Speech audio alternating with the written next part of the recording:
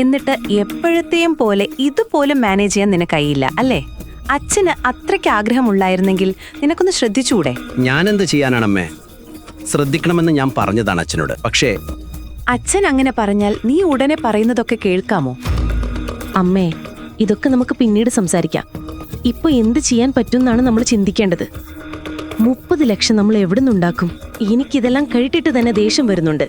നിന്റെ മുത്തച്ഛൻ നമുക്ക് ഒരു സ്വത്തും ബാക്കി വെച്ചില്ലെന്ന് മാത്രമല്ല, ഇങ്ങനെ ഒരു മരപാഴിനി നിന്റെ തലയിൽ കെട്ടിവെച്ചു. അമ്മേ, എന്താ അമ്മേ, ഞാൻ വീടും കാറും വിൽക്കണോ? തെരുവിലേക്ക് ഇറങ്ങണോ? അതൊക്കെ വിറ്റാലും ഇത്രയും പണം എവിടുന്ന് കിട്ടും? ഈ പ്രശ്നത്തിനൊരു പരിഹാരം കാണാൻ എല്ലാവരും ശ്രമിച്ചു. പക്ഷേ സമയം ഒരുപാട് കഴിഞ്ഞിരുന്നു. മാനേജർ അനിലിനെ ശ്രദ്ധിക്കുന്നുണ്ടായിരുന്നു. പണം കിട്ടുമെന്ന യാതൊരു പ്രതീക്ഷയുമില്ലാത്തതുകൊണ്ട് മാനേജർ കമ്മീഷണറെ വിളിച്ചിരുന്നു. ഇനി 3 മണിക്കൂർ കഴിഞ്ഞാൽ പോലീസ് അവിടെ എത്തും.